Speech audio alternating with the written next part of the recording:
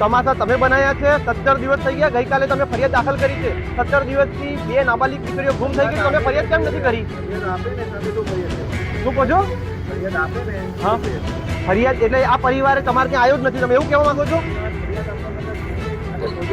તો ફરજ કોની આવે સાહેબ? ફરજ કોની આવે? 11 વર્ષ ફરિયાદ તો તમે ગઈકાલે લીધી, જનતા સેના જ્યારે આવી ત્યારે તમે ફરિયાદ લીધી છે। દર્શક મિત્રો, મહામંથન મંતવ્ય ન્યૂઝમાં આપનું સ્વાગત છે।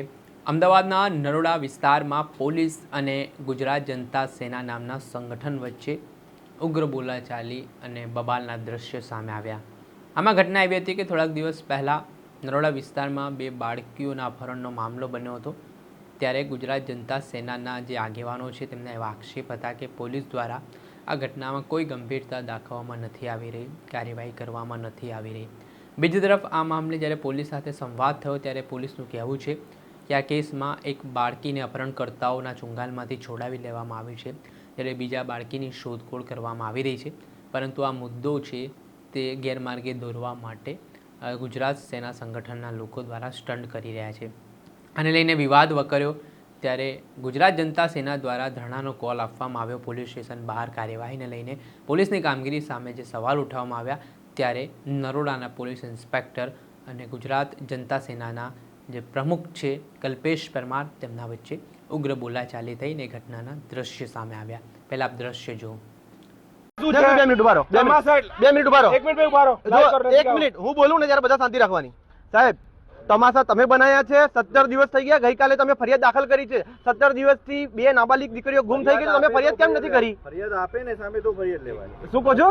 ફરિયાદ આપે ને ફરિયાદ લેવાય। ફરિયાદ એટલે આ પરિવારે તમારે ત્યાં આવ્યો જ નથી, તમે એવું કહેવા માંગો છો? પરિવાર ફરિયાદ આપવાના હતા, છોકરી અને શોધવા માંગતા હતા। તો ફરજ કોની આવે સાહેબ? ફરજ કોની આવે? 11 વર્ષ ફરિયાદ તો તમે ગઈકાલે લીધી, જનતા સેના જ્યારે આવી ત્યારે તમે ફરિયાદ લીધી છે। વગર કામના ઇશ્યુ નહીં, વગર કામના ઇશ્યુની વાત જ નથી। પર્સનલ કેવી રીતે? How you can say that? 307 ની ખોટી અને આ લીધી ના, અરે ના સાહેબ, એક મિનિટ, પર્સનલ એક મિનિટ હું આપું છું। પર્સનલ એજન્ડા તો નરોડામાં ખુલ્લેઆમ વેશ્યાવૃત્તિ ચાલે છે, એના વિરુદ્ધમાં અવાજ ઉઠશે ખુલ્લેઆમ। અરે કાલે જ થશે। પર્સનલ એજન્ડા હોય ને મારા તો હું આ ખુલ્લેઆમ તમે અહીંયાથી ગગન ગેસ્ટ હાઉસ ની આગળ જાઓ, મીડિયાને કહું છું કે ગગન ગેસ્ટ હાઉસ ની આગળ તમે જજો, ખુલ્લેઆમ વેશ્યાવૃત્તિની પ્રવૃત્તિ ચાલે છે। કાલુપુરની આગળ ખુલ્લેઆમ જગ્યાએ દારૂ વેચાય છે। શાકભાજીની જેમ નરોડા પોલીસ સ્ટેશન વિસ્તારમાં દારૂ વેચાય છે। એ પીઆઈને જ્યારે અમે માંગણી ઉઠાઈશું, એના વિરુદ્ધમાં અમે બોલશું ત્યારે અમને કહેજો કે અમે જનતાના હક માટે તમે એમ કહેશો ને પર્સનલ એજન્ડા, તો પર્સનલ એજન્ડા જ છે। જનતા સાહેબ જો 1 મિનિટ બહાર નીકળો છો, બહાર કેમ નીકળવાનું? ના ના ના સાહેબ ઉભા દીકરીઓની માંગણી કરીશું, તમે અમારા પર ફરિયાદ કરજો। બેન દીકરીઓની હક અધિકાર માટે બેન આવો, બેન કઈ આવો તો બેન આ ભાઈ લાવો મીડિયામાં બેન તમને કીધું તમારો આ ડાક્ટર સાહેબ માથા પર દબાવવાની પરિવારને અરે સાચી કોઈ વાત નથી, તમે તમારું કામ કરો, તો સાચી વાત થાય।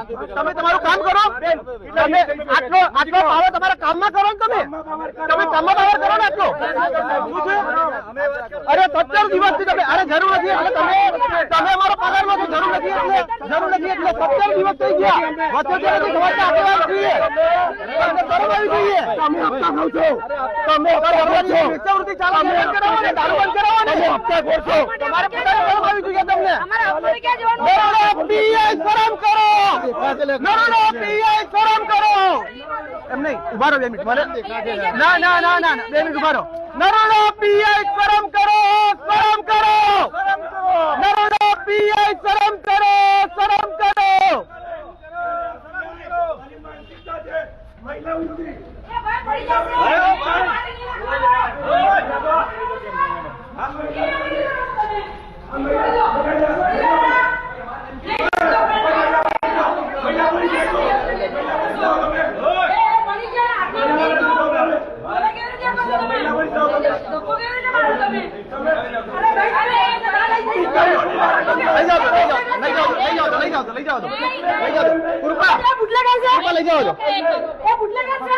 અહીંયા બેસી જાઓ, બેસી જાઓ, બેસી જાઓ બધા, બેસી જાઓ। 1 મિનિટ હવે સાંભળો, 1 મિનિટ ઉભા રહો। હું કલ્પેશ પરમાર, અધ્યક્ષ જનતા સેના ગુજરાત, નરોડાની તમામ પબ્લિક, ગુજરાતના તમામ આગેવાનોને હું કહું છું, નરોડા પોલીસ સ્ટેશન ખાતે હાજર થાય તાત્કાલિક. તો એ સમાજને નમ્ર વિનંતી, આપણો સમાજ જ્યારે અવાજ ઉઠાવે ત્યારે લોકો આપણે દબાવવાની વાત કરે છે. એટલે સમાજને આહવાન છે કે અમે નરોડા પોલીસ સ્ટેશનથી હટવાના નથી. આ લોકો અમને ધરપકડ કરે છે. 13 વર્ષની દીકરીની જ્યારે આદિવાસી સમાજને પણ આહવાન, આદિવાસી સમાજના જે પણ આગેવાનો સાંભળતા હોય, આદિવાસી સમાજની દીકરીનો કોઈ પત્તો નથી. આ દીકરીને ન્યાય પામવા માટે આવ્યા છીએ. બીજી દીકરીને મારી નાખી હોય કે નાખી દીકરીની જવાબદારી કોણ લેશે? 17 દિવસથી એની ઉપર ગેરરીત થયો ના થયો તેનો જવાબદાર કોણ? અરે કલ્પેશભાઈને વેચી મારી કોને ખબર? એ છોકરીના સાહેબ એમ કહે છે કે હું સંવેદનશીલ છું. એ છોકરીને વેચી મારી હોય દીકરી એક કોને મળી છે? એટલે નવરામાં કામ કરે. વાંધો નહીં, વાંધો નહીં. હવે બહાર તો જઈએ ને. હવે બહાર તો જે રીતે આપ દ્રશ્ય જોઈ શકો છો કે આ નરોડા પોલીસ સ્ટેશનના દ્રશ્યો છે, જ્યાં પોલીસ ઇન્સ્પેક્ટર અને કલ્પેશ પરમાર વચ્ચે ઉગ્ર બોલાચાલી જોવા મળી રહી છે અને જોતજોતામાં મામલો બીચક્યો ત્યારે પોલીસ કર્મીઓ દ્વારા ગુજરાત જનતા સેનાના કાર્યકરોની અટકાયત પણ કરવામાં આવી ને સમગ્ર ઘટનાક્રમ છે તે સામે આવ્યો છે.